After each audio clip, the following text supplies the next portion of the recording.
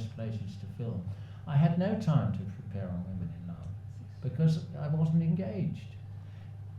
And so the way it worked was that we very much shot it on the run. I mean, we would go to locations and decide where we were going to put the camera on the basis of what was there and what the light was like. We hadn't locked these things down in advance, nor had we planned how we were going to use the camera. It came out, it was on the spot. And we were in we were in harmony. There was only one occasion where Ken and I had an argument about how a scene should be done. It was very early in the film, very early in the schedule. Is the scene with the fig, which of course is all the principals around the table under this enormous beech tree, and it was part of the grounds of Kettleston Hall where we shot the dance at the beginning. And when we set it up, it was obvious that, to me, that the side of the table where Alan Bates and Jenny Linnington were sitting, Alan was more or less in silhouette because there was a very bright lawn behind.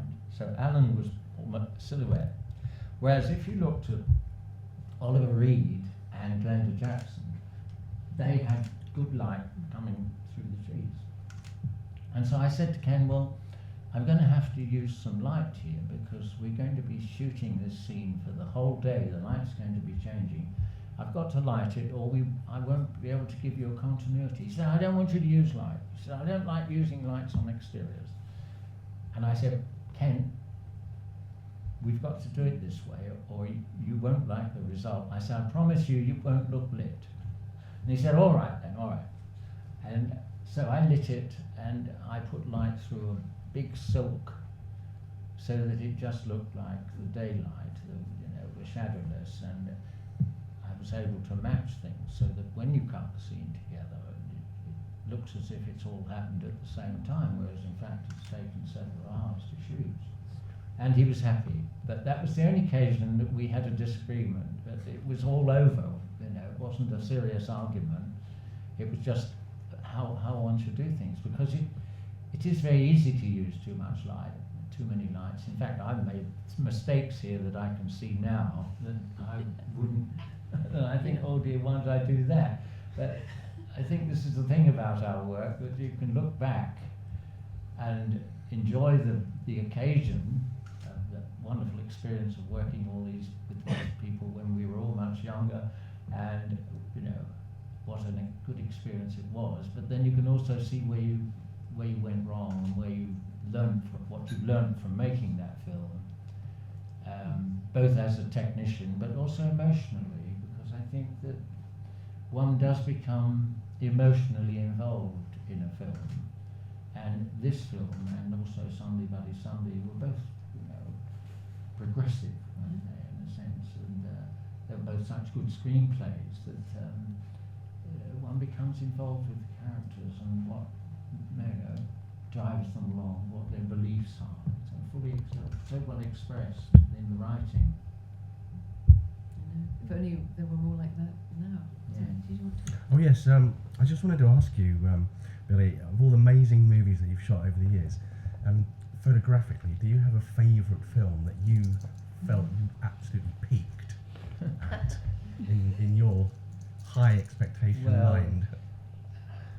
You see, at the time, I took a lot of chances with this film. I was quite adventurous in terms of how we used the colour and the light and shade.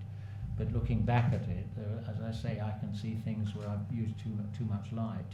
If I was doing it again, I would use less light in certain situations. I mean, On Golden Pond was a great challenge because that was all done on location. Yes. And I wanted the audience to feel that they were always there. And so, even when we were in the house and we were doing day scenes, there was the lake outside, and when we came to the evening scenes and the night scenes, the lake was still there, but it was darker because I put filters on the windows. So I shot all the scenes in daylight, but to an audience, it looked as if it was evening, but they were still, you weren't in a studio. Amazing. And because I come from a background of documentary, like so many of my colleagues, cinematographers, including Chris here, of course, when you come from documentary, you do trying to search for a reality, as Grierson called it, the dramatization of reality. And Gandhi, of course, was Yes. a wonderful film to do. Is that the film that Yes, you because kind of the scale of